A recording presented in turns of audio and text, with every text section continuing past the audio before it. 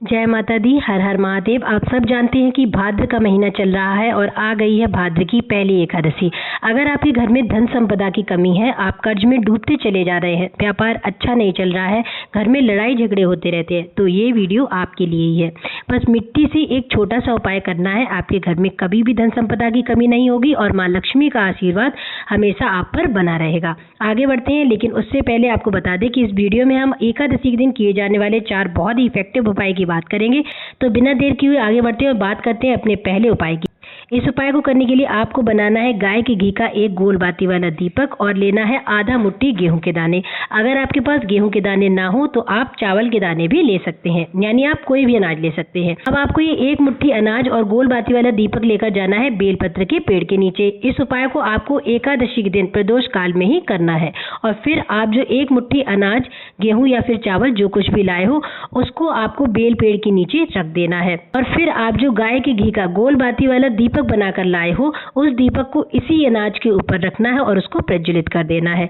फिर आपकी जो भी मनोकामना है या फिर जो भी समस्या है उसको ठीक करने के लिए प्रार्थना करनी है। फिर बेल के पेड़ के नीचे से माँ लक्ष्मी का स्मरण करते हुए वहां से थोड़ी सी मिट्टी ले लेनी है और अपने घर चले जाना है। घर पहुंचते ही आप जैसे ही अपने घर में एंटर करोगे, आपको ये मिट्टी अपने घर की चौखट पर डालते हुए आगे बढ़ना है और फिर घर के कोने कोने में इस मिट्टी को माता लक्ष्मी का स्मरण करते हुए डाल देना है। ध्यान रखना, इस मिट्टी को अपने घर के बाथरूम और टॉयलेट के पास नहीं डालना है। इस उपाय को करने से आपके घर में कभी भी धन संपदा की कमी नहीं होगी और आप पर हमेशा माँ लक्ष्मी की कृपा बरसती रहेगी। तो जरूर करके देखिएगा ये उपाय। आगे बढ़ते हैं, बात करते हैं अपने दूसरे उपाय की। लेकिन उससे पहले जो लोग इस चैनल पर पहली बार आए हैं और मेरी आवाज़ को पहली बार सुन रहे हैं, वीडियो को लाइक जरूर करिएगा, चैनल को सब्सक्राइब करिएगा। आगे बढ़ते हैं, बात करते हैं अपने दूसरे उपाय की। अगर आपके घर के सदस्य बहुत जल्दी बीमार पड़ते हैं या फिर आप चाहते हो कि बीमारियां आपके घर में प्रवेश ही ना कर पाएं और आपके घर में सभी सदस्य स्वस्थ रहे, तो आपको एकादशी के दिन ये उपाय जरूर करना चाहिए। इस उपाय को करने के लिए आपको लेनी है 1 कटोरी साबित मूंग, गुड़ का 1 टुकड़ा और तांबे का 1 कलश जिसमें आपको जल भरना है अपने घर से। अब आपने जो 1 कटोरी साबित मूंग लिया है उसको 3-4 घंटे के लिए आपको पानी में भिगो देना है। इसके बाद इनका पानी निकाल देना और इन भीगे हुए साबित हरे मूंग को एक दोने में रख लेना और फिर इस मूंग के ऊपर आपको रखना है गुड़ का 1 टुकड़ा। अब आपको ये तीनों चीजें लेकर जाना है शिव मंदिर और शिव मंदिर में शिवलिंग के पास उत्तर दिशा की ओर फेस करके बैठना है।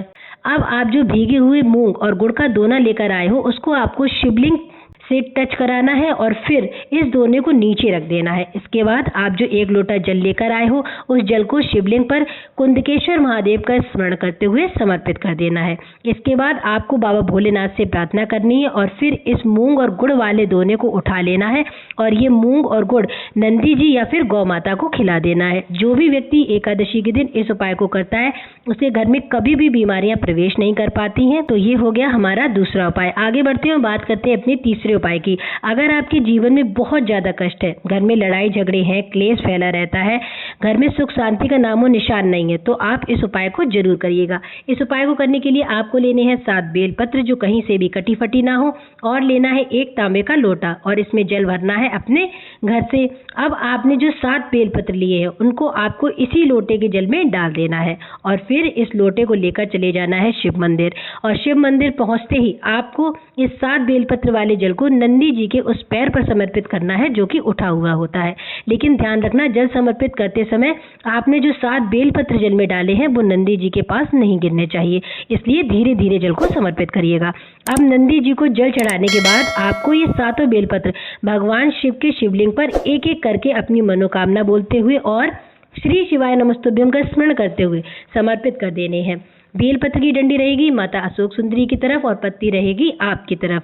जो भी व्यक्ति इस उपाय को एकादशी के दिन करता है उसके सारे कष्ट क्लेश दूर हो जाते हैं, धन संपदा कभी कम नहीं होती है और उसके सारे काम महादेव की कृपा से बन जाते हैं। आगे बढ़ते हैं, बात करते हैं अपने चौथे उपाय की। सबसे पहले जानेंगे इस उपाय के बेनिफिट। अगर आपकी कोई मनोकामना ऐसी है जो पूरी नहीं हो रही है, आप सब कुछ करके हार चुके हो, तो आप एकादशी के दिन इस उपाय को जरूर कर लेना। आपकी जो भी विष है, जो भी मनोकामना है, आप जो कुछ भी पाना चाहते हो आपको जरूर मिल जाएगा। इस उपाय को करने के लिए आपको लेने हैं 5 बेलपत्र जो कहीं से भी कटे फटे ना हो, थोड़ा सा लाल चंदन, थोड़े से चावल के दाने।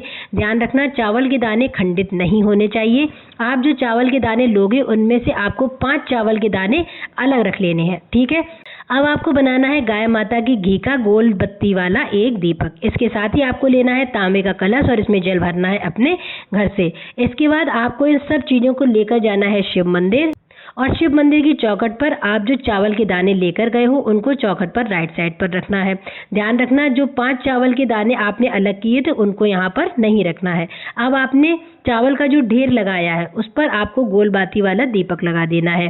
फिर आपको मंदिर के अंदर प्रवेश करना है और शिवलिंग के पास उत्तर दिशा की ओर फेस करके बैठ जाना है। अब आप जो 5 बेलपत्र लाए हो उनकी तीनों पत्तियों पर इस प्रकार लाल चंदन से एक एक बिंदी लगा देनी है। अब इनमें से एक बेलपत्र लेना है और उस पर एक चावल का दाना रखना है। आप सब जानते हैं कि भगवान शिव का पूरा परिवार शिवलिंग पर ही विराजमान है। अब आपने जो ये एक बेलपत्र तैयार की है चंदन की बिंदी लगाकर और चावल का दाना रखकर, आपको ये बेलपत्र शिवलिंग पर भगवान गणेश वाले स्थान पर समर्पित करनी है।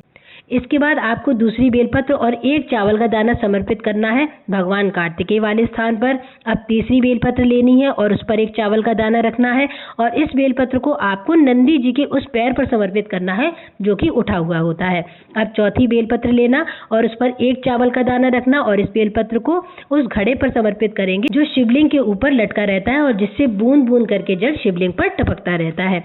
इसके बाद 5वीं बेलपत्र पर चावल का दाना रखना है और इसको जगत जननी माता पार्वती के हस्त कमल पर टच कराकर फिर शिवलिंग पर समर्पित कर देना है। बेलपत्र की डंडी रहेगी माता अशोक सुंदरी की तरफ और पत्तियां रहेंगी आपकी तरफ।